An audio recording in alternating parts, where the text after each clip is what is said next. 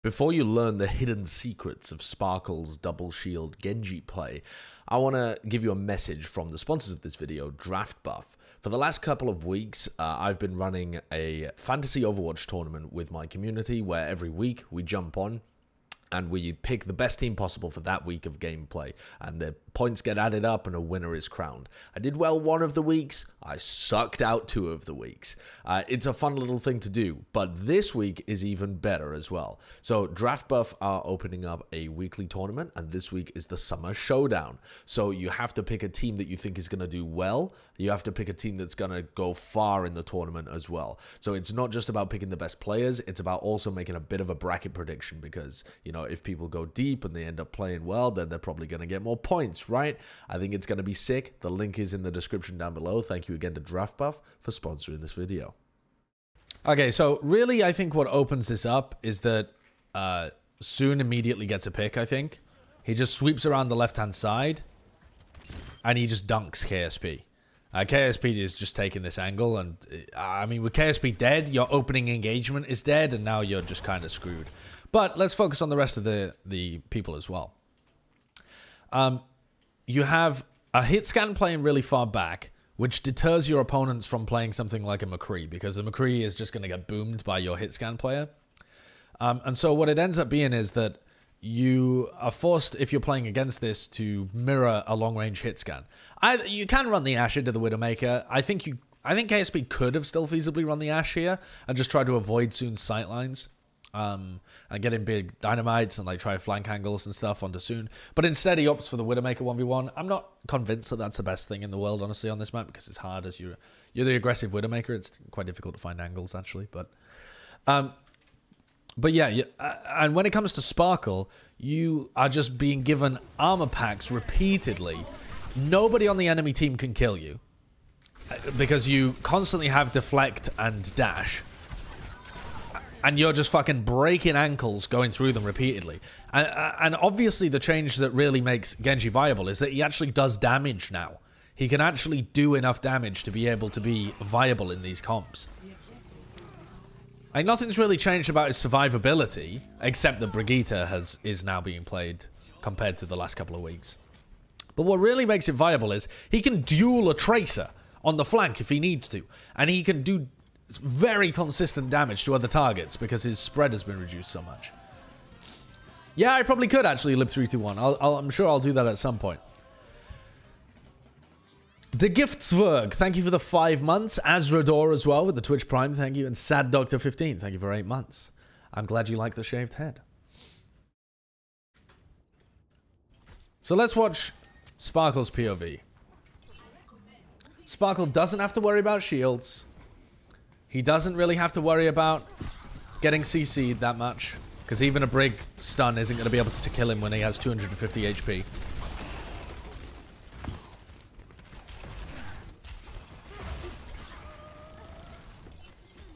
You just don't have to worry about shit with the Brig armor pack.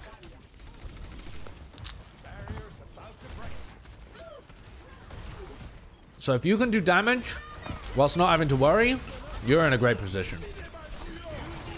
You're a brawler, baby. Blade also just forces out... I mean, that is so confusing to watch from Sparkle's POV.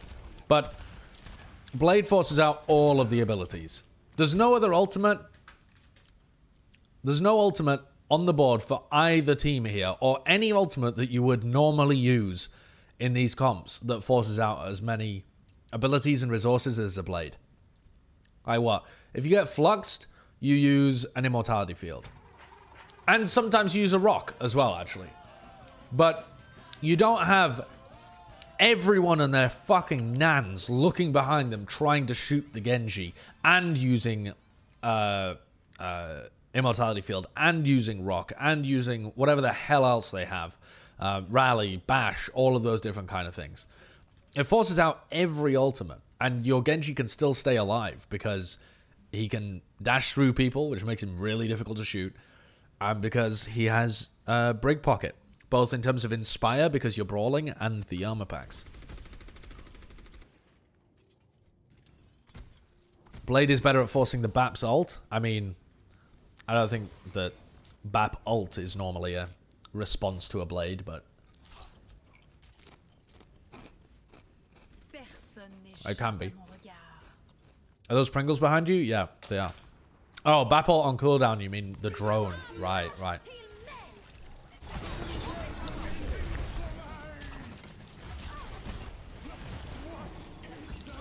Shaxx uses his pulse bomb. And Sparkle's like, ha!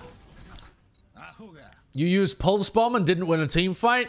Why don't you play Genji? And then Sparkle just 1v1s Shaxx and pushes him away. Genjis have never previously been able to win 1v1s against Tracers. If you were an amazing level Genji that tried to go for 1v1s, maybe, but at this kind of level, the Tracer would always win. And now, I don't even think it's even. I think that most of the time the Genji gets the better end of it. Just from what we've seen so far this week. What do I think of Mano and Hopper as a tank duo? I think they look pretty good when they were playing Winston and D.Va. I think they're alright at Orisa Sigma. Definitely. What the fuck is your name? DCV0X50. I agree with you. The amount of space and resources that a blade can draw out can be more beneficial than the damage. Absolutely it can. And especially more beneficial than the kills. You don't need kills with a Dragon Blade for it to be useful. But you're right. You don't even need damage in these comps. You're just trying to force a shit ton of abilities. So, KSP gets an immediate kill on the Ben Best here. I think the casters were trying to figure out exactly what happened. I think it was Mitch and Matt that did this game. Was that right? I believe that Ben Best was just about to put his shield down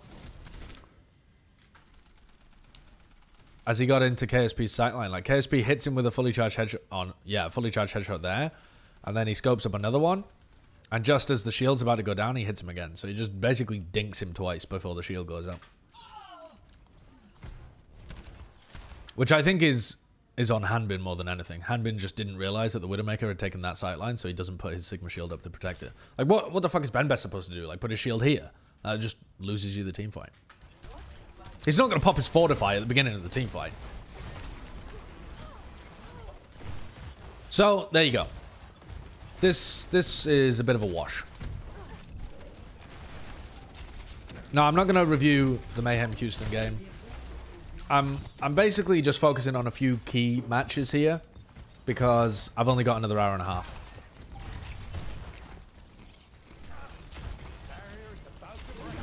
I might do Mayhem Houston if I have time, actually. That would be like another decent one to take a look at. Valiant play aggressively here and get Shaxx involved in a lot of the brawling.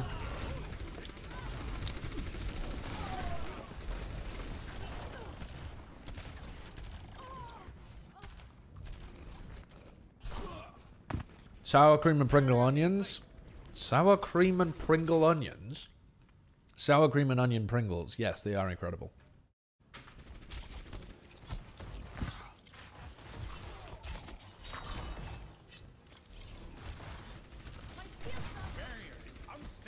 Okie dokie. So. Infrasight has been used. Makes it quite difficult for Paris to approach the point. They've got their Sigma playing with both of their DPS over here. And they've got Ben Best wrapping all the way around over here. So the Valiant have decided that they just want to push into these guys and get the what they consider to be easy kills. Shaxx in the back. Soon should really fall. Honestly, I can't really tell you what these guys were doing. I don't understand this flank from Ben Best and FD God.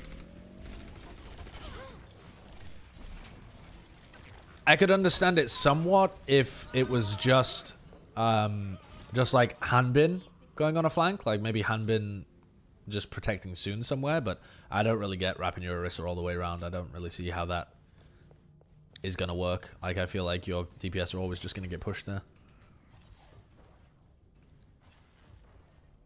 No idea, I hate. No idea. I don't know where Decay's going next year. I don't think Decay knows where Decay is going next year. Alright, Grav versus Grav. Blade comes out here. And so a lot of ults are being popped. Rain is getting focused down pretty hard. Immortality Field is in. Another underrated part of Genji's kit is that people talk about Immortality Field countering it, but you can do a lot of damage to Immortality Field as well as doing damage to other people whilst Dragon Blading, right? So it also means that you can Blade, and that Immortality Field will most of the time die pretty quickly, because if your teammates do 50 damage to it, it's pretty much dead. And you haven't really wasted a slash most of the time. So, huge amounts of damage there, even though the Valiant popped a lot of ultimates.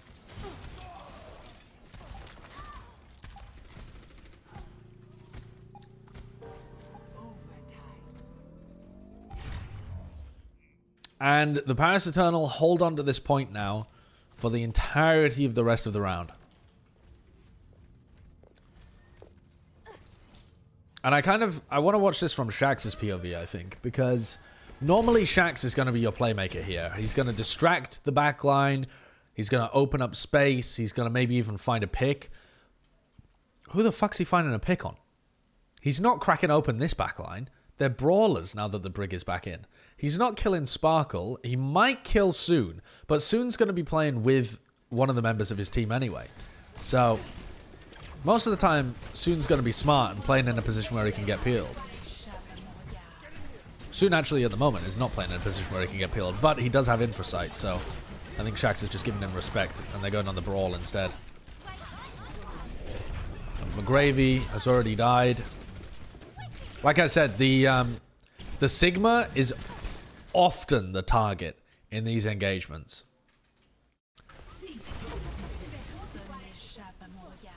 So McGravy gets dashed. Kinetic grasps. There's a halt, but then in this halt, McGravy gets halted, rocked, damaged by everybody, and just gets destroyed. You obviously can't kinetic grasp and dash. But I think the Genji is also just better at being able to do damage on the people in halts as well, because they're just pretty good at getting up in people's faces compared to the Tracer. The mobility's a bit more, I don't know, suited for brawl.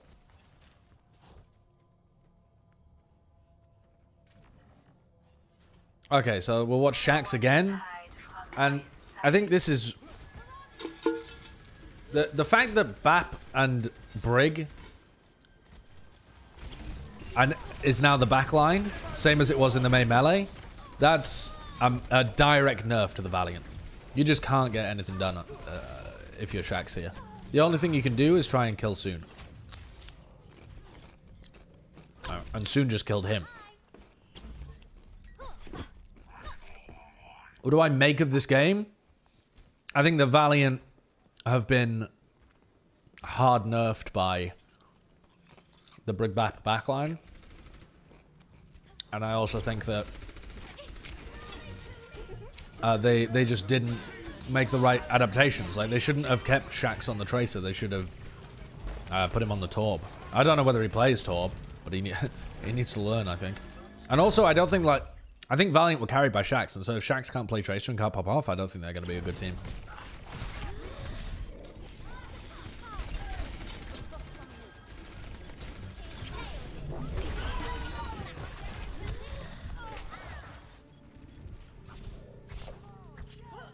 And Sparkle, in the meantime, is just fucking people.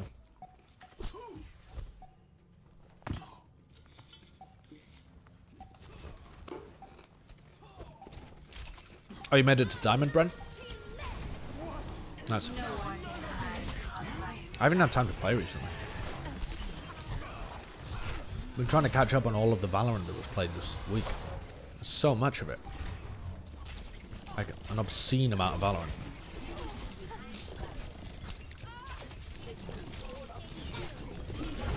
You know, there's a reason, chat, why people are only experts at one esport. Because it takes like 100 hours a week to follow 2. Oh, really? Were you diamond last time when we played? You should review those games on stream? I might, but I don't think people would find it as interesting. It's just me making a shit ton of notes. Okay. So that was map 1.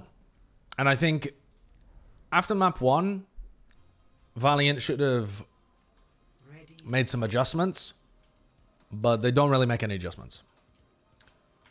And this opening kill is really cool. So I want to show you guys this opening kill.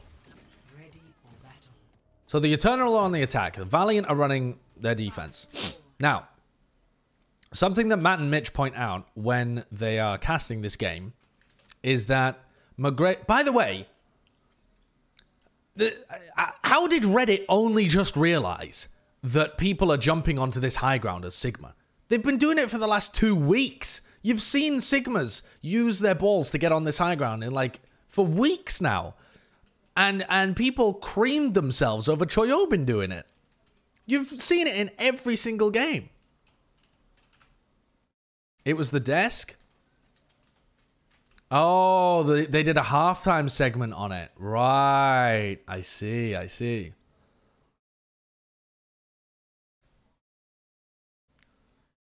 I see. Okay.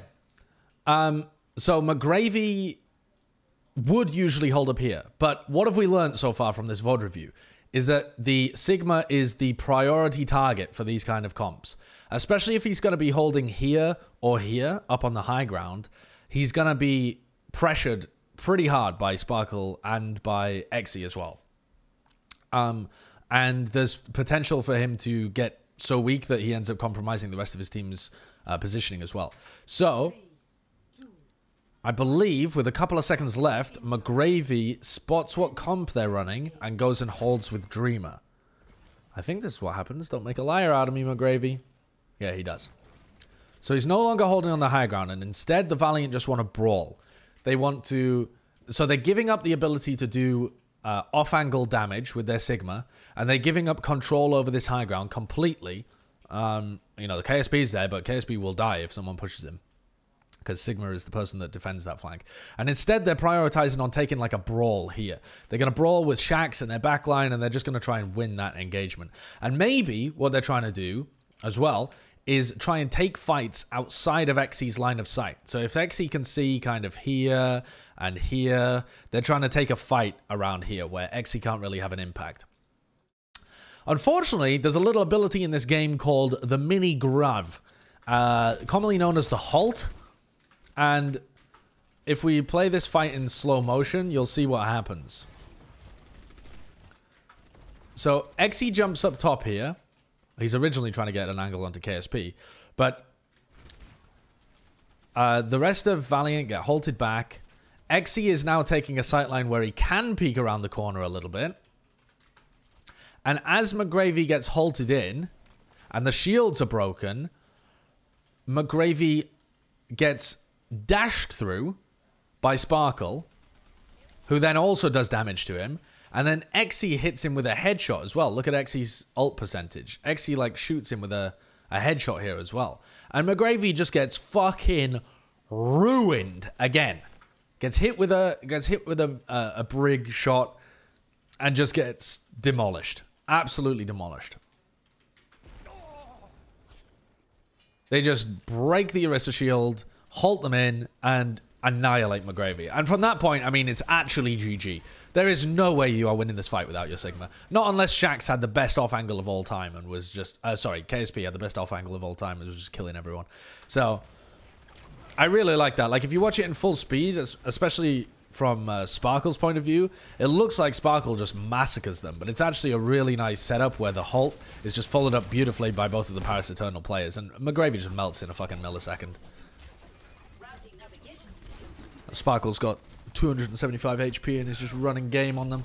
And at this point, Matt and Mitch are just saying that Hanbin gets all the kills, but They're just cleaning up the fight. They're actually just cleaning it up. They've already won. There is no chance that you lose that. I mean, unless KSP killed everybody from an off angle. So now you're coming into this next fight, and you have a Blade. And Blade will force out... So what have we seen so far from Blade? Blade is going to force out all of the abilities from the Valiant, and then the Paris Eternal are just going to push in and demolish them because they have so many abilities to be able to brawl with. Heckles, thank you very much for the 4 months. And Sad Doctor 15 as well, and Deadly Senorita. There we go. Thank you very much for the subs, everybody. So, Shaxx is on a bit of an off angle. Valiant defending. It's not like Paris have a massive ult advantage everywhere. Like, okay, they're closer to Rally, and technically they're ahead in terms of their flux as well, but Hanbin's not going to have the flux for this initial engagement, so... Really, the largest difference is just that Sparkle has a Blade, and Sparkle's Blade is going to force out everything. So, Halt, beautifully weaved in as well. Halt, Dragon Blade. The Blade, by the way, does a shit ton of damage, and also does a shit ton of damage to the Immortality field as well. Then, Ben Best walks in, kills the rest of the Immortality field, and Sparkle can now... I mean, at this point, the Immortality field didn't even do anything, right? Like, all of the damage that would have been done was already done. Because they're so good at killing that Immortality field, because the Blade can also do damage to it. So, the Immortality field with coordinated teams, I don't think is even that great of a deterrent.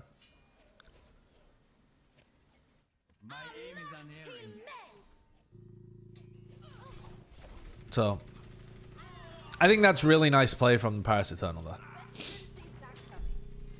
But I do think that NA should be playing more Torb, because Shaxx does absolutely nothing in that team fight. And if they have...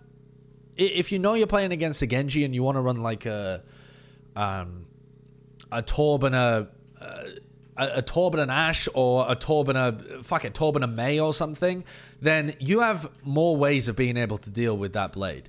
You have tankier players... They also need to anticipate that Blade is actually happening and not all get hit by the Halt. But that's just really nice play by the Paris Eternal. But also there's more that the Valiant can do to try and counter this composition, I think, rather than just continue to hope that Shaxx carries on a Tracer. But Shaxx's Tracer really just cannot do a fucking thing.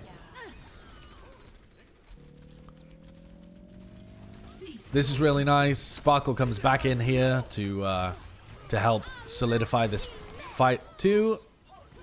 Xe gets the kill on Shaxx. They just roll it in. That's very easy.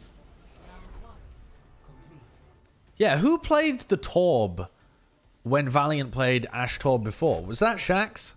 It probably was, right? I feel like they should revert back to Ashe Torb. Oh, was it KSF? You know what? I really can't remember. Maybe Shaxx doesn't like playing Torb. Alright. Some people are saying KSF, some people are saying Shaxx. So, okay, people are now saying it definitely was KSF.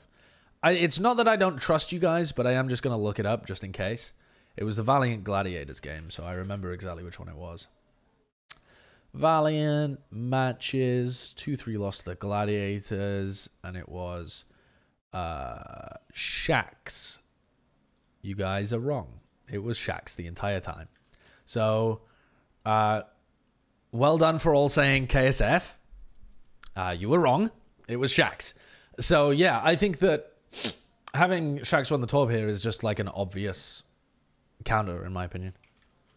And it's something that the Valiant have played before. Like, sure, you take some of your potential clutch away from Shaxx's Tracer that has been utterly monstrous, but I think it's evident from this match that Shaxx's Tracer just cannot do anything against these kind of comps. KSF played it against Dallas. Shaxx played it against the Gladiators. Oh, that's interesting. Okay. Fair enough then. Fair enough. KSF played it against Dallas. That was the game that KSF... I mean, they lost that game against Dallas, right? They were both 3-2 games. Oh, actually, they lost both of them. That's fair enough. But yeah. Okay, so the answer is both. You guys were were right. At least 50% correct. But at the end of the day, what's most important to figure out there is if Shaxx feels comfortable on the Torb. And if he's already played Torb before, then presumably they do feel comfortable on the Torb. I don't think that Valiant would win this game, though, by the way, playing Torb. The reason being is that I think Valiant are a team that has been carried by Shaxx's incredible Tracer, and to a lesser extent KSP's ridiculous Widowmaker and Ashe. And I think if you take Shaxx off the Tracer, you just... Yes, you're playing a better comp, but you are just... You don't have a win condition anymore because your teamwork isn't good enough to beat a team like Paris. Paris have better teamwork. So, I'm not saying that Valiant would have won this match if they had played Torb Ashe, but it's more strategically sound, you know, if you generalize to all of the other teams in the league. I'm casting the North American Summer Showdown. I don't know whether they've announced it, but I'm casting, I think, like 2 quarterfinals and the final, something like that.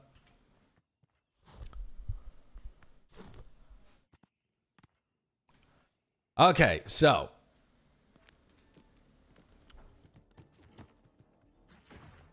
Paris on the defense here.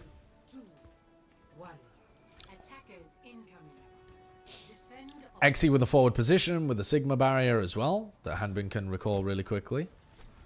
Hanbin just popping between these 2 high grounds as well.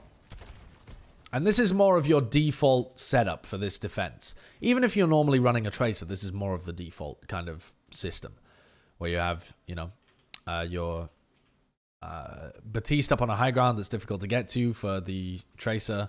You have FD God playing with your Orisa so that they can peel a little bit. You'd normally have your Tracer playing somewhere around the flanks as well.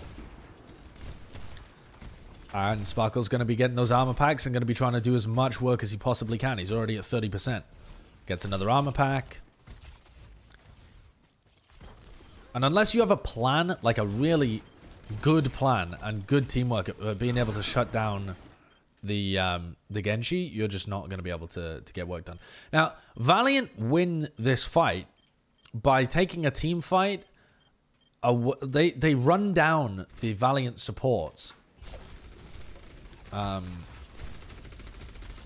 Like out of line of sight. Sorry, they run down the Eternal supports, right?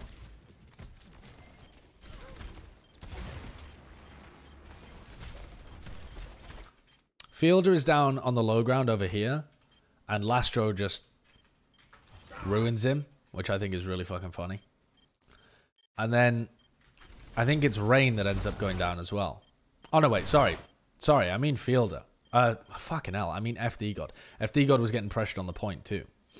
So I think that FD God was playing just miles away from the rest of his team. I don't know what FD God was doing. But the reason that Fielder was put in such a bad position is because they're taking this team fight all the way over here. Which is, I mean, it's impossible for your Baptiste and your Widowmaker to really do anything if they're positioned up here. So I do really like the positioning of the Valiant to wrap around and take this fight in a sight line where they know that the Valiant have... They know the Paris Eternal. Fuck me, I keep mixing the teams up. Will have no chance of being able to help. So even though this is a really scrappy fight, I think that Valiant have a great idea of what they want to do here. Ugh. Do you get paid more when you cast the APAC region? No. No.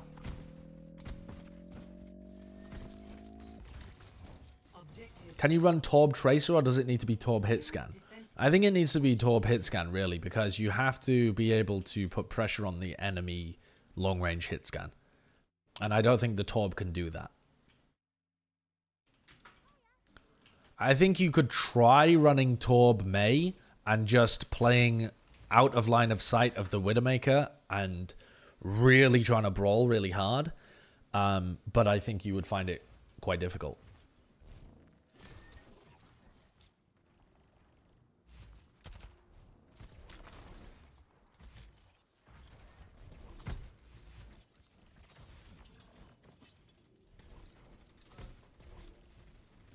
Maybe if you're like the Shock and you have Striker on the Tracer and you have I don't know, Rascal on the Torb or something, like Maybe you can make that work just because Striker will dunk on people, but I don't think the comp is as strategically sound at all.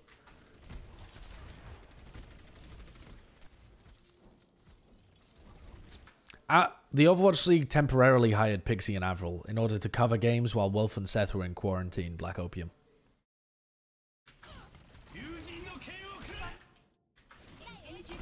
I mean, obviously a company is going to use the people that they already have on contract. If it's possible. Alright, so anyway, let's focus on this team fight from the Valiant. Because the Valiant are going to try and take the high ground here.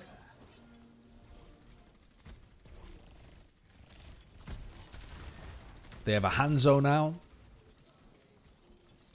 A lot of shield break, but pretty diveable. Blade comes out. Immortality Field. Also, though, Pulse Bomb, which is really, really big. And Fielder is nowhere near with his Immortality Field. Actually, he does throw an Immortality Field. It just missed. It went into this corner instead. I didn't even see that. What the fuck?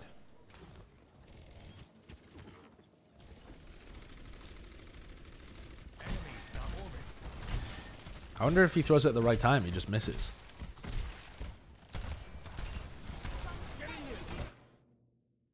Yeah, he throws the Immortality Field, but he throws it and it kind of goes through the doorway. If he had thrown it so that it bounced off the doorway here, I think FD God would have survived. Maybe. Yeah, I mean... No, actually, it's only just setting up, right? So, actually, it was still a little bit too late, but... I think that Immortality Field, though, is not to save from the Pulse Bomb. I think this Immortality Field is for Sparkle's Blade. I think this is to try and ensure that Sparkle gets max value out of this Blade. Because he can just play like a fucking lunatic if he's inside the Immortality Field. He never has to worry about dying. Obviously. Because he's in an Immortality Field. Like, are you going to be smart enough to kill the Immortality Field when there's a Blade and Genji in your face? I think most people would not be.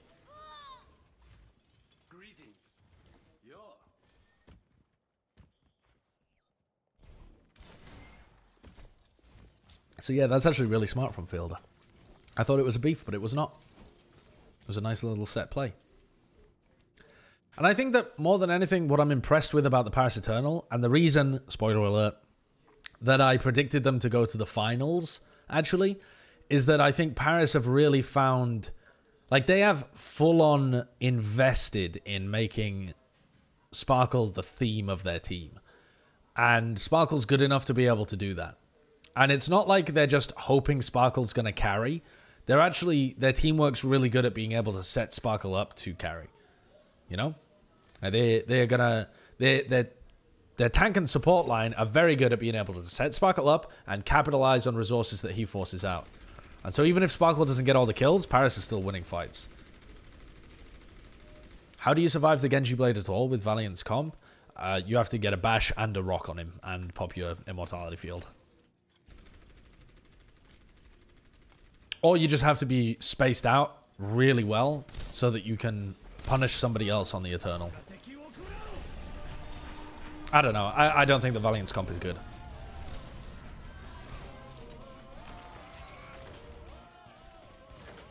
Acer Gaming, thank you very much for the 2 months. Okay, so the let's go back to what's going on down here, because the Valiant, they run up top. I don't know what that dragon was, by the way. I feel like that dragon was supposed to go onto these guys here, but it went into the tunnel instead. Like, maybe they wanted to push the backline forwards, but why would you do that when they're running a brawly backline? It doesn't make any sense. Anyway, whatever. So they go for a Halt headshot onto Exi, which doesn't really find anything. Exi manages to survive. Valiant have taken the high ground, though, so... Bembas uses his supercharger, which gets destroyed. I don't think they quite realized how close they were. Shax goes down. Sparkle blades again. And Sparkle's health is actually going up right now because he's getting healing from FD God. It's just kind of monstrous. And look at this.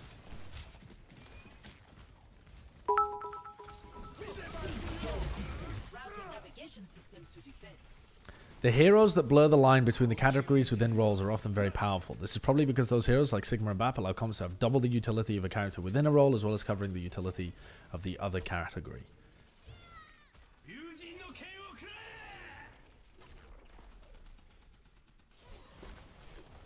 Yeah. I mean, I don't think though that is.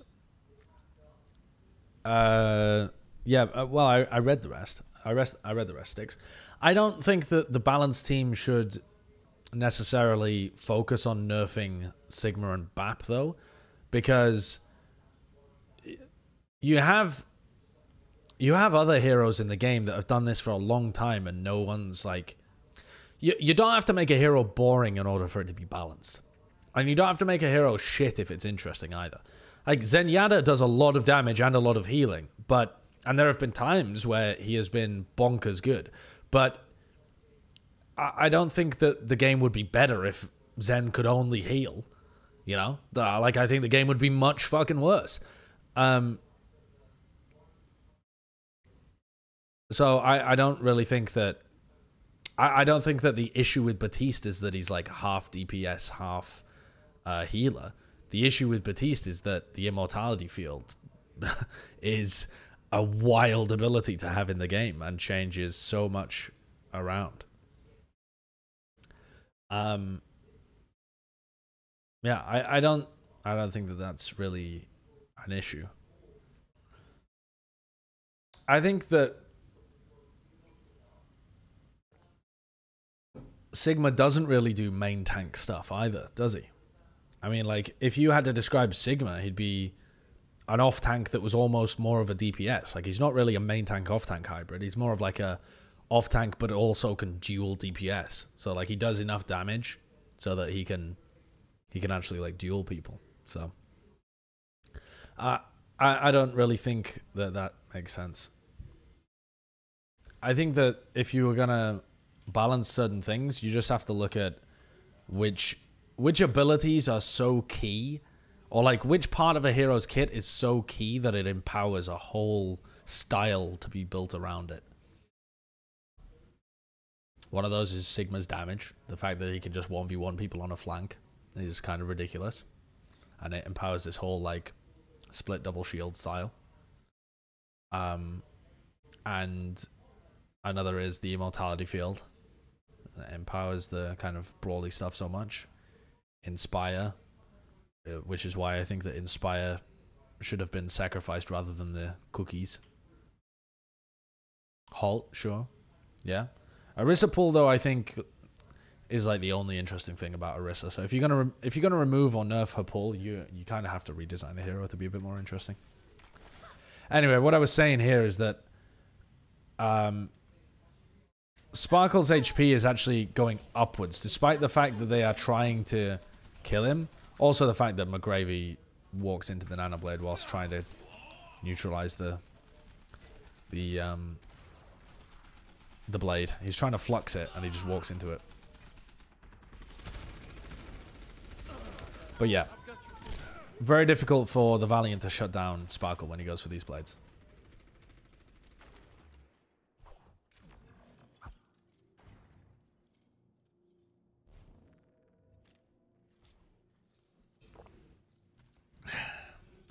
Every off-tank can win duels against DPS. Yeah, but not every off-tank can just sit there and hold a position against DPS. Like, no other off-tank can do that. The fact that he can pump in damage from the side, but he also doesn't have to worry about himself is like, I suppose, is like a combination of factors there.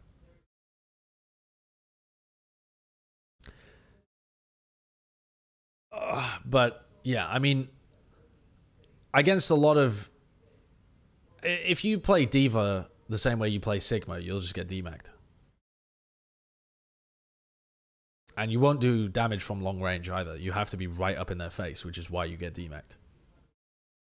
Whereas if you play Sigma, you can do damage from pretty far back, where you're pretty safe, like on a high ground somewhere. And you also have the shield to be able to keep you safe. So I think that's certainly something that needs to be looked at. And I think that you should reduce his damage, not his shielding. Or the range of his hyperspheres.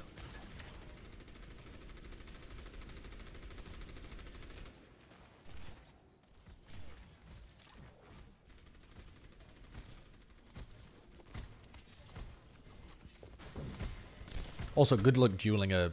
Good luck being a solo Zarya on the flank.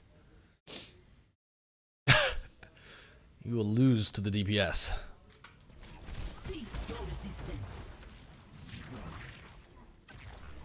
Unless you're very charged up, obviously.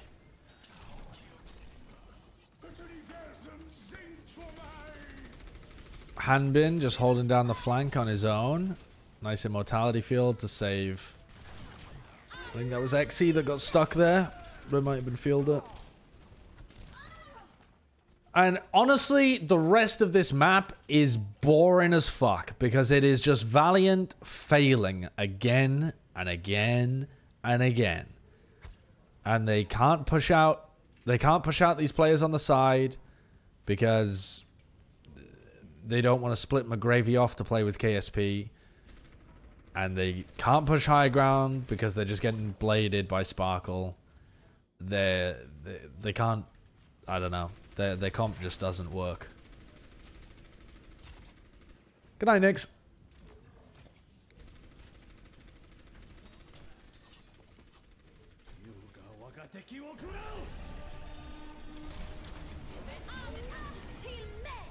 Okay, so another attempt at this same play where the dragon is going to push them off the high ground and they're going to try and take control like that. Xe goes very weak. Shax actually manages to kill Fielder because this time Hanbin has pushed around on the side with him. Sorry. Because KSP has pushed around on the side with him. Hanbin. Fucking... What is my brain up to?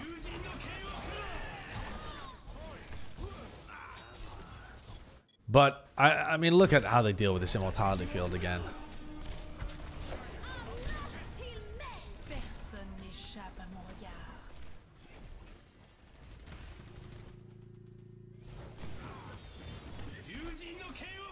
Halt immediately. Rock misses because McGravy's getting halted. So he prepped to halt. He prepped to rock in this direction, but then he gets halted and suddenly it's behind him and he can't flick around the rock quick enough. Immortality field gets dropped, but I think that a good adjustment for bat players might be to, if you're not playing against a nano, to try and throw out the immortality field after the first dash and slash, because Sparkle is just dashing and slashing through the immortality field at this point. And so he does a sick amount of damage to it whilst also doing damage to everybody else. So I think you need to drop it late. I mean, obviously there's massive concerns with that. Like if you drop it late and it's too late, you've already lost a player and you've thrown the fight. But at this current, like with how coordinated Paris are at being able to kill them, I feel like you need to try and play a little bit of a game of chicken with the Dragon Blade. Throw the lamp behind you so he can't hit you as well as the lamp. Well, the problem with that, though, Sticks, is that you're trying to defend your entire team. So, I mean, if your team is all grouped up in a circle like this because of the halt, I guess you could try and throw Immortality Field here so that the radius of it, like, catches you guys. But that seems like a risky fucking business to me, you know? Like, maybe. Especially if you can call to your team to, like, back off towards Immortality Field as the blade happens. Yeah, but clearly I think the bat players need to try and outplay the Genjis a little bit because Sparkle's currently predicting that lamp coming up and he's ruining it.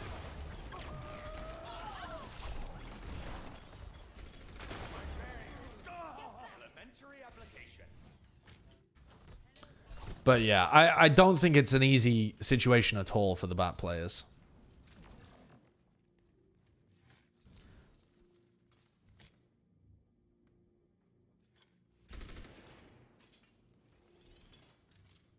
What's Bren tweeting about? 6-stack goats when open queue comes out. When does open queue come out? Is that today? Yeah, easy, 5-head. Just throw Immortality Field directly up as he's blading and time the drop to come after his first dash. Ah, yes, fantastic. Yeah, I think so, Zombotech. I'm liking the bold look, honestly. It's out already? Oh. Well, we have 1 hour until Caster and Castles. We might be able to get some goats going. I wanted to watch one more map of this, though, because there was still Hollywood here.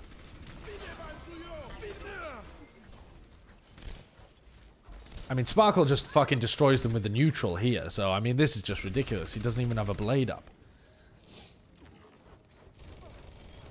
But again, I don't think the comp is very good. But look, the halt. Halt. Damage to Lastro. He's already got him to half health. He gets another right click and dashes through him. Easy peasy. Halt into a kill on one of the squishies. Dashes back through McGravy and has already got him down to half health. Dreamer's now weak as well because he's getting shot at from Exy too. And then Dreamer's just getting a deflect up in his face while he's trying to do something. And Sparkle just continues to commit. Sparkle now gets the Immortality Field. Like, if he had wanted to push, if that fight had lasted longer, he would have also been able to just sit in the lamp the whole time, too. Sparkle's chasing down McGravy. Demolishes McGravy. It's fucking crazy. It's actually bonkers. You need to tailor your comp to shut down the Genji, otherwise you're screwed. Oh, Lord Almighty.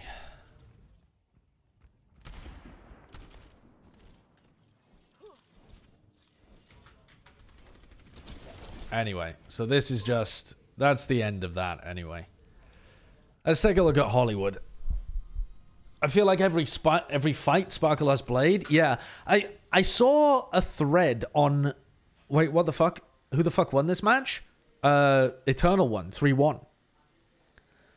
Paris without Genji, though, Pepe laugh? Well, yeah, but I mean, Genji's going to be in this week, so... Thanks for the 100 bits, Intensi. We are still on Act 4, The Wedding. Yes.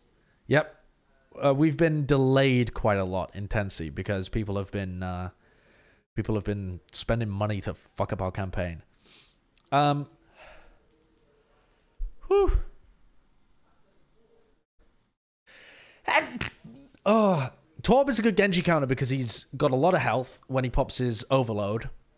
Because he can do damage to the Genji in like a brawl scenario. And because his turret puts consistent like pepper damage out, so it makes the Genji... It's more difficult for the Genji to get in position. Decay's Genji or Doha Genji? I think you would run Doha Genji because even though Decay's really good at Genji too, Doha can't play like the Widow or the Hanzo or the Ashe or whatever you want to play alongside the Genji.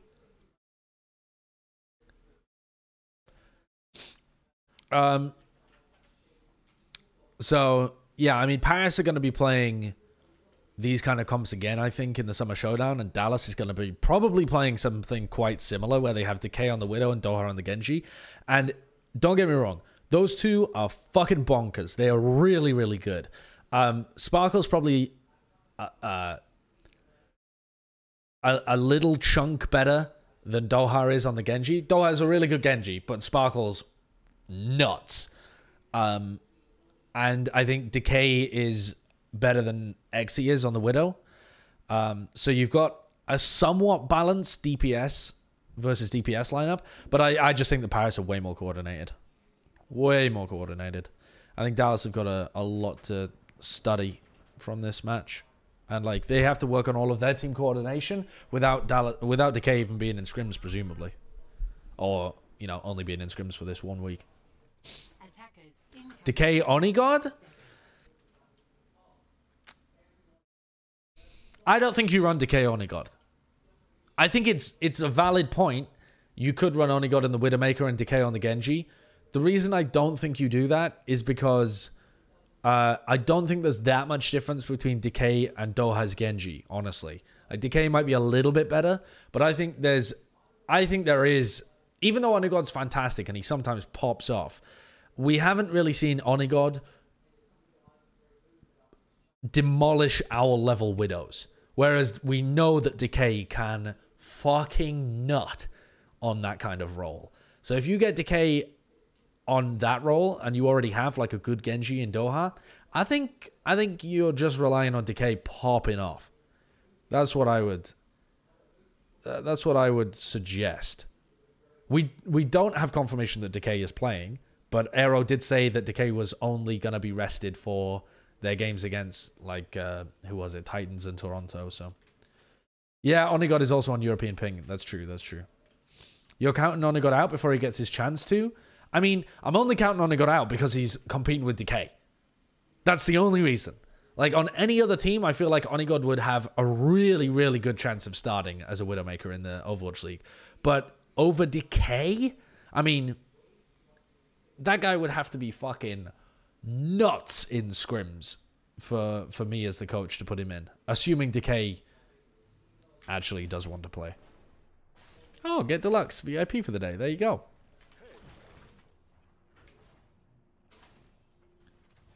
He wouldn't start over Ants either. Yeah, I mean, I wouldn't put Onigod in over, like, Ants or Decay or Carpe, you know? Like, proven quantities are going to be safer. Especially because some of these guys are just, like, so bonkers good that it's just not worth taking the risk, honestly. Like, you can try that out in scrims and see if it works. And fair enough, if he does pop off in scrims, then you give him a chance, but that's the whole purpose of scrims, isn't it? Alright, anyway, let's focus up on Hollywood. So Valiant are going to run the Tracer Ash. Tracer Ash in general kind of suffers once you get to this portion of the map. Once you get to point B. You have to play with all of your tanks up on the high ground because once you drop to the low ground, you have no ability to get back up there. Shaxx generally is going to be playing on the low ground, whereas the Genji can always be able to get up top. Yeah. Yeah, that's about it, honestly. The other thing to note, actually, is that Fielder is running the Ana. So they have Nano Blades here. And I think that that's just for point A. I can't remember whether he runs it on point B as well. But I think that running the Ana is good if you're just trying to get one big team fight. Like, for example, on point A, in theory, you should only need one team fight to take point A. Whereas in point B, you need to win a team fight, then you push the payload, then you win another team fight, then you push the payload, and you win another team fight. So that in this portion, you need more consistency with your neutral game. In this portion, you can just rely on your ultimates. So I think the Ana is a good choice here. So let's look again. Again, McGravy is the target of choice. Gets halted. Sparkle dashes in. Gets pocketed so that he builds up 20% of his blade. He gets bashed though, and McGravy does get rocked, but okay. It's actually Xe that opens this up by getting a pick onto Lastro. Who, I don't even know where Lastro was holding, honestly. Was that a jump shot from Xe?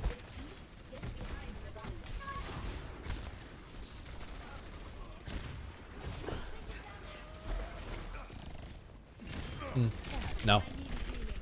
That's just quite nice. I think that that's probably Shaxx's job to make sure that the Widow doesn't peek into there, but I don't think they had the intel quick enough. And Xe picks his target, hits his shot, so you ain't going to do too much about that, are you? I think that Ben Best overextends here, though. I think the idea that Paris want to do is try and really take space and flush these players out of the staircase. So they go in and they try and do a bit of damage. But I think Ben Best kind of fucks up by going in too deep. Like, they haven't got any damage on anybody really here. And Sparkle was weak, so they have to back off. And instead, Ben Best is just in ahead of his Sigma. So I think that's just a individual mistake from Ben Best. They have essentially swapped sides now, though. And so they're still just going to try and take the engagement up top. They have the advantage of Immortality Field. Shaxx kills Sparkle, which is nice. You need Shaxx to pop off. By the way, Shaxx, insanely quiet in the first 3 maps. Like, if I even said his name once to say that he's been popping off or anything, I don't think I have. And he ends up dying to the Widow there as well, so It's a rough time to be Shaxx.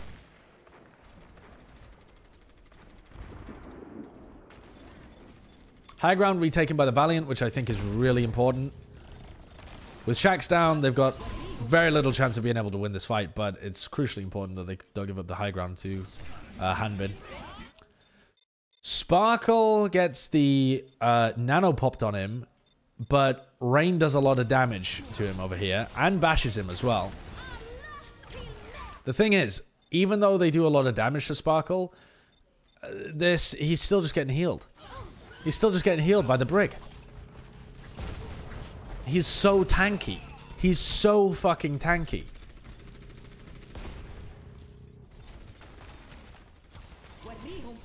And because there's no DPS, because Valiant are playing Tracer Ashe, where you don't play tight with your DPS, there's no one to shoot Sparkle. Shaxx is miles away. He's over here.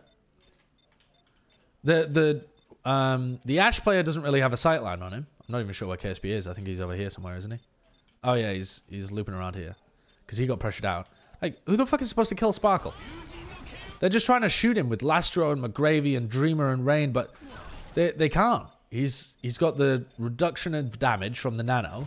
He's getting healed by Inspire constantly, because FD God's just running at them, because nobody can look at FD God, because they're all looking at Sparkle. And he's throwing armor packs at him as well. It's monstrous.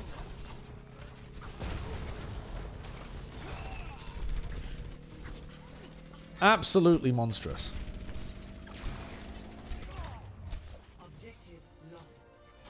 The difference between KSP and Shaxx against Paris versus Florida was huge. What do you think the biggest reason for that is? I can point to one thing. This. Lastro no longer is playing Zen. Like, you had Zen and Bap previously, right? Because Brig was banned. So Shaxx was able to take Harmony Orb from his Zen, and he would be playing against a Zen and Bap on the other team, and Shaxx was able to fucking dominate them. Whereas now that you have Bap and Brig being played, it's just too tanky. He can't do anything in the backline.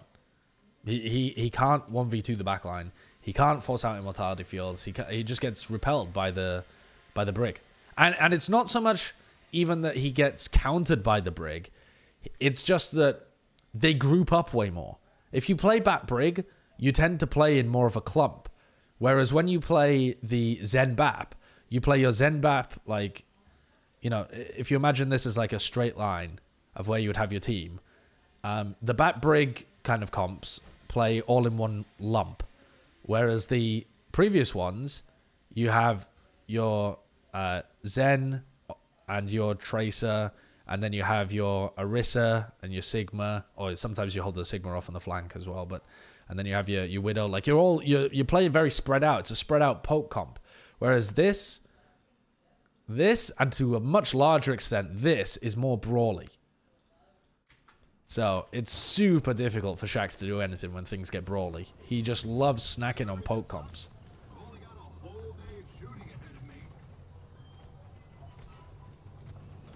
Yeah, I think, no, the Summer Showdown is going to be on this patch. I think. It's not going to be on the patch that just came out today. I haven't even looked at the patch notes for today, but I just assume that normally they wait a couple of weeks before they implement patches to the Overwatch League.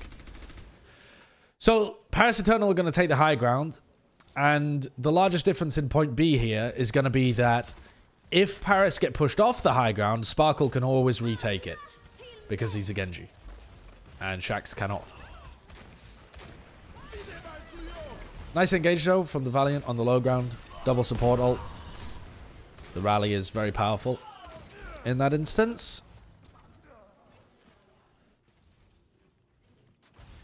But now they've used their double support ult. And what do they exchange it for? A one team fight, but also control of the high ground. Control of the high ground, really important. So now Paris are going to have to push people off the high ground before they attack. But it's really easy for them to be able to do that with Sparkle. Or at least it's easier than if they were running a Tracer. I don't want to say it's really easy. But it is possible. It's feasible. XE with a jump shot. Rain nearly gets dragged off, but he bashes himself back on the roof.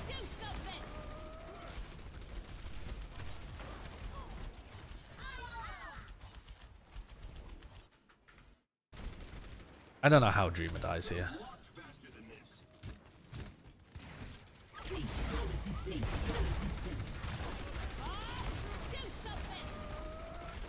Like, I don't know why Dreamer walks down here, you know? Like, there's just absolutely no need. I don't know, man. He just feeds.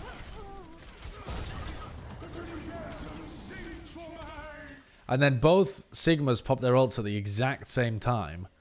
But it's like just faster onto Hanbin.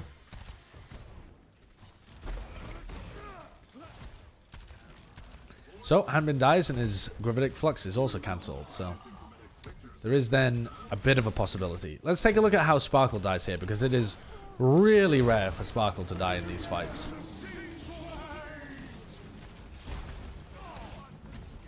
Sparkle's about to get his blade up. He's up on the high ground right now. I lost him for a moment there. Dueling KSP. Oh, he's off on the side. Oh, he's just off on the side. That's a really nice whip shot from Rain, all the way from the floor up to the top, around a corner. It's actually really nice.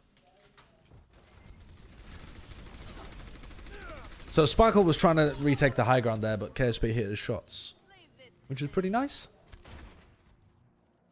Yeah, Xyz's had so many kills on the Shaxx in this match as well. Actually, Soon did as well. Like, just the Paris Widowmakers. I'm not sure whether you can really say that it's more Xyz than Soon, because Soon on the first map killed Shaxx a bunch of times. Do you still think Bat Brig will still be meta with her nerfs? Bat Brig might still be meta, but you won't see Genji or Tracer being played with it, I think. Because the Genji and the Tracer both benefited massively from armor packs being provided when they were full health. Xyz with the kill on the KSP is really huge. Sparkle's up on the high ground again. Takes down Rain. And the Valiant just cannot... Like, unless KSP shoots him, they can't really do anything about Sparkle on the high ground. Xyz Widow or Soon Widow? I think that Xyz might be a little bit better.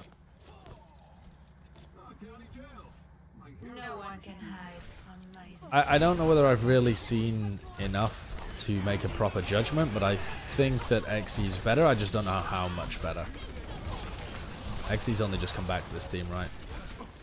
But again, this is another example where just a million abilities and all of the positioning is bought by Sparkle blading. And he manages to kill McGravy. And again, Sigma's crucial targets.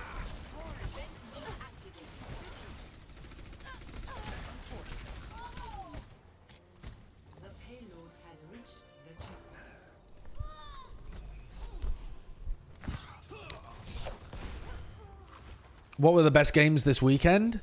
I think this one was a pretty good one. I don't know. What were some of the best games this weekend?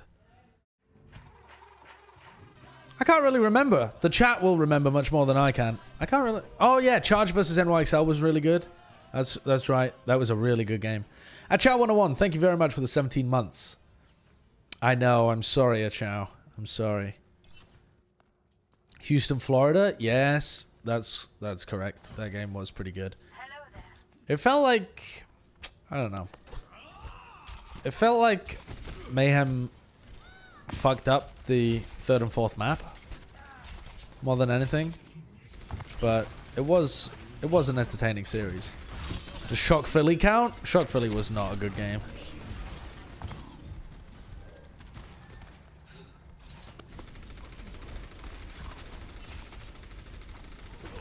So now KSP has gone over to the McCree. And I remember Mitch and Matt saying that they quite liked this change. Because normally you need the long-range hit scan to be able to contest long sightlines. And Matt was like, okay, yeah, there is a really long sightline here. But if you play... If you don't peek this choke, actually all of the sightlines are really short. Like, you have sightlines just down to here, And if you're playing kind of laterally, right? Like you're only playing these sightlines. You're not really peeking into main. You kind of wait for them to come through the choke point and then you kill them, which is a valid way of being able to play. Baseball lad. Thank you for the Twitch Prime. And Keto42, thanks for the 6 months as well. KSF and KSP are quite difficult to pronounce mid-casting. Fusions versus Fusion. That's quite difficult as well. Opa Oaks, thank you for the Prime as well. So I actually quite like this McCree idea because you can control the high ground. You can put damage onto players that are pushing through the choke, and you have a flashbang to add to your arsenal to deal with Sparkle's Blade. The problem here, I think, was that they just didn't control the high ground. I think the issue was that they got pushed out of the high ground by Hanbin and FD God. I could be wrong here, but I think they just lose the high ground. Yeah, I mean, there's just a bash and a rock, and all three of these players just get removed. And the question is, like, all right, could McGravy have been playing up here to be able to, you know, hold on to the high ground a little bit more? But then you leave this angle completely open and you don't have pressure on the main choke point very much. And so you really just let Paris in for free through here, which I think would be a bad situation for the Valiant to be in. So I'm not really sure what the correct positioning is of this team comp, honestly. But yeah, Hanbin just destroyed this. I think perhaps if Shaxx had been in a position to try and help, and they hadn't just been halt rocked, if they had tried to poke them a little bit as they were coming through here, you know, if the McCree had taken a wide swing and they tried to put more damage on them, maybe they would have forced out abilities a little earlier on and held on to the high ground a bit. I'm not sure, but either way, I thought that was quite a nice adaptation from the Valiant, but Paris Eternal just immediately ruined it by taking control of high ground. So, you know, when I was watching this live, I was like, okay, Valiant, I like this idea, and then it all went to fucking tits up immediately, and I was like, okay, well, you know, I guess that wasn't a good idea. I guess I'm dumb. But I do think the idea had merit. I just think that you need to stop Hanbin clearing everyone off the high ground. Like, the McCree must hold up here in order for it to be a good hold, and Hanbin just walked at them and destroyed them with FD God. Anyway, really nice by Paris. Would I say this loss was more of an outplay or Valiant being bad? I think that Valiant held on to their desire to play Tracer Ashe for too long, but I think that broadly speaking, this was the Paris Eternal playing well. I think they're really coordinated. They put Sparkle in great positions. Exi was popping as well. They have control over high ground. They know how to force abilities out and win, even if they've just got a resource advantage. Yeah, I mean, I would be interested to see Paris play against a team that is directly trying to counter them. I don't think it would be as easy for Paris, but I do think the Paris are good. I think it'll be fun. I think it'll be fun watching Paris play the mirror against Dallas too.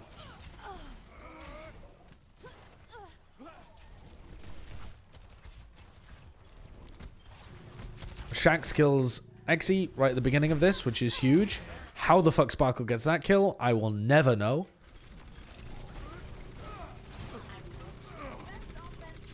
It truly is ridiculous that Valiant lose this. I mean, look at this from Sparkle's POV, man. Exi goes down, and Sparkle's like, alright, don't worry, chaps. I'm gonna make the big play. Large play, as the Paris Eternal say. So he just fucking dashes in on 7 HP and one-shots Rain. What the fuck?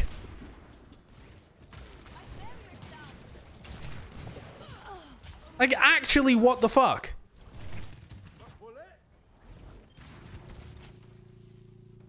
I mean, Rain isn't full health, but Sparkle just dashes through. I don't think he even intends to go into Rain. I think he's just dashing through these guys or something because he knows he's fucked.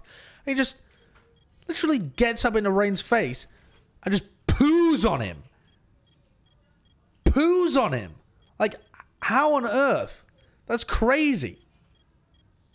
Absolutely nuts. I cannot conceive of being that good on Genji. Unbelievable. I mean, yeah. I can't believe he gets that.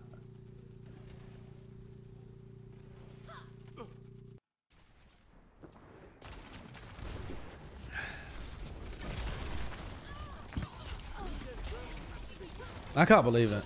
It's fucking wild. Look at this. Like, Rain isn't even there. He gets halted. And he has, like, a millisecond to be able to see, ah, yes, I can turn this into a kill. How the fuck is anyone that good at Genji?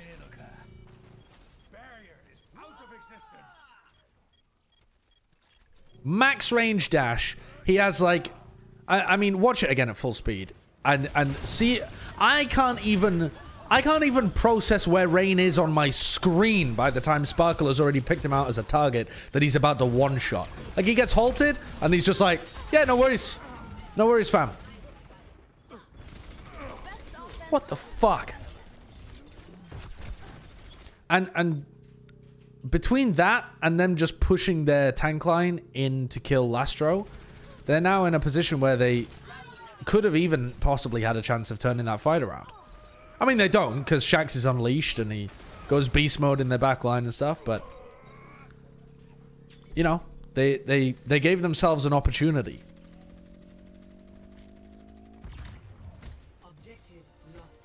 The damage, though, is just a broken hero.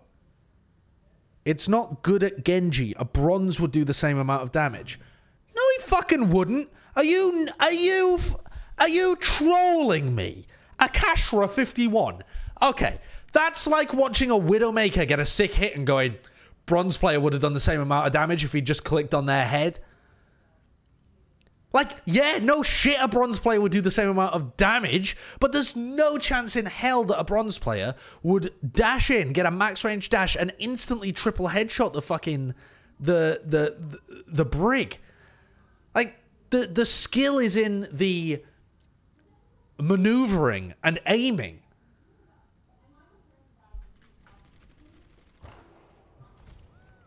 But that's not the problem. I mean, you seem to have a problem with the amount of damage it just does. The dash didn't connect? Yeah, it did connect.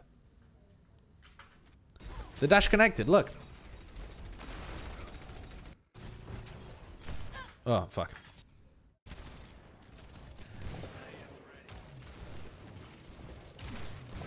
The dash connected, and... Okay, so... I mean, I don't see really how you can have a problem with this. It's not like a 200 HP target was one shot because Rain was weak coming into it. I mean, what is Rain on right now? He's on 195 health. So he takes the 50 damage from the dash and then 145 damage to the head. But Sparkle has to be right up in his face. Has to hit all 3 of the shurikens in his head. And has to have connected the dash. Like, it's not like... I can see if you have a problem with Genji doing a lot of consistent damage from mid-range with the new buff. But even with the fucking old thing, he would have 3-tapped that guy in the head. Like, it makes no difference. The buff makes no difference to this specific occasion.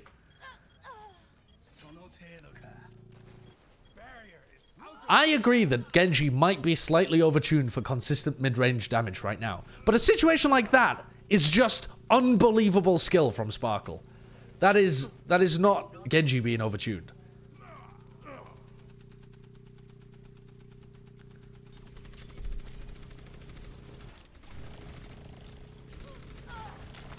Also, I do love the way that they buffed Genji, actually, by reducing the spread. Because if they ever want to nerf him again in the future, they can just find some angle that's in between the two.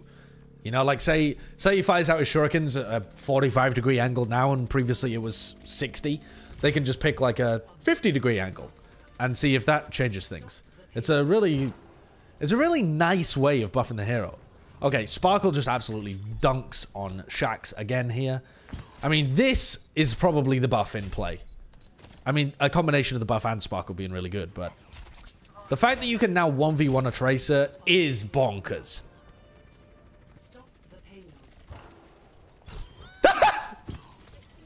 Okay, no. Again, that's just Sparkle being nuts.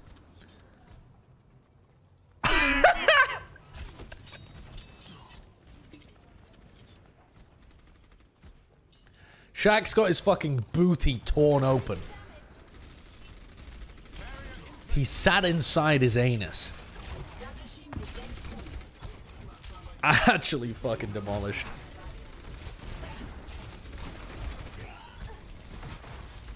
How does Sparkle hit those?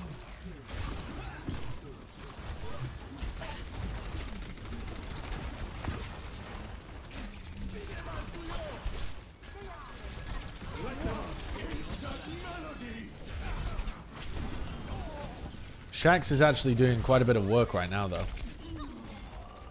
Shaxx goes huge in that team fight. And this is the only map where Shaxx has really done anything. As harsh as that sounds to say, I think it's pretty true.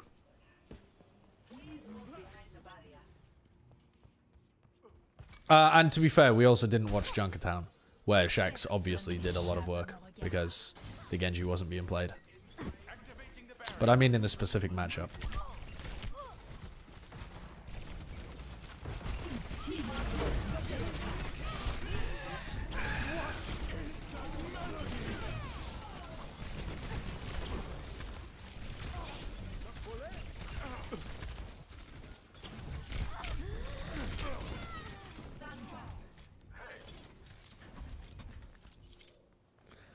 But by far and away, the biggest difference as to why Shaxx can't really get that much done is because Brig is in these lineups. And Eternal are trying to play brawly. They're not trying to play spread out.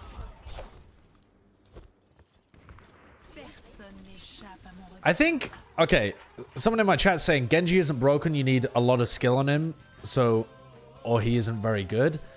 I think Genji immediately went to most picked and highest win rate hero after the buff. So, I mean, he might be a little bit broken. Like, he might actually be a little too good.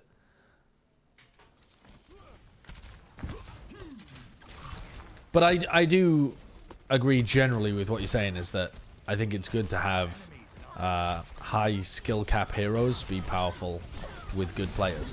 Like, you shouldn't balance Genji based on what Sparkle's able to do, right? Because he isn't a normal player. He's a freak. If you balanced Genji for Sparkle, everyone else would be useless with him. The absolute best in the world should be able to make things look a bit broken because that's their skill.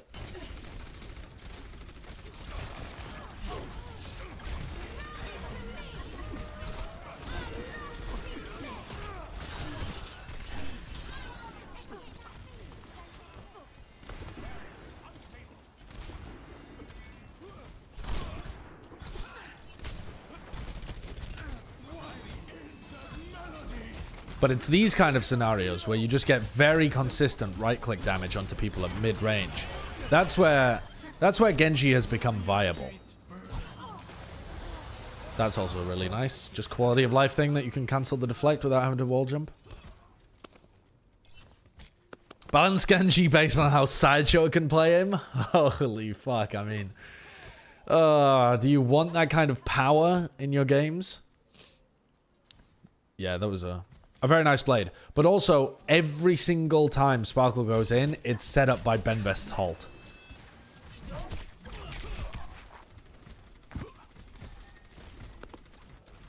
Auto-targeting blade. Yeah.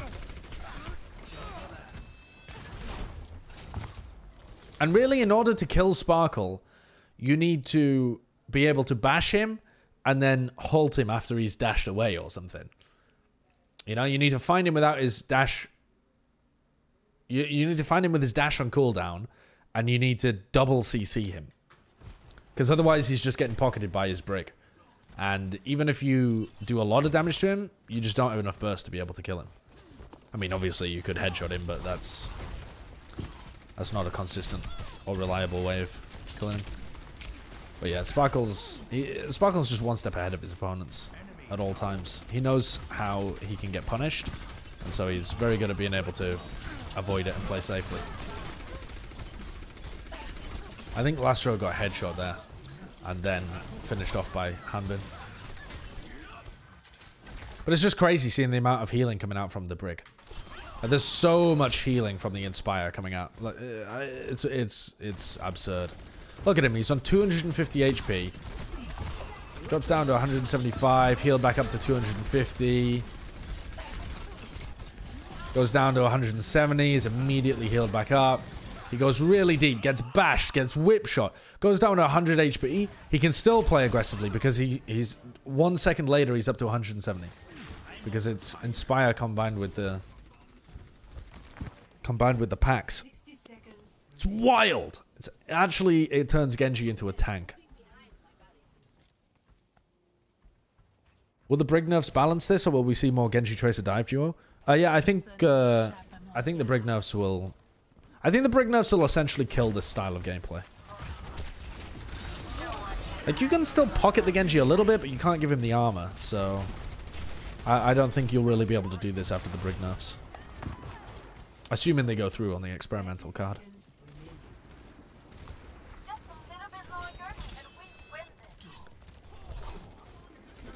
Overheal armor is so OP. I actually quite like overheal armor because it empowers DPS play. It empowers people to play spread around the map.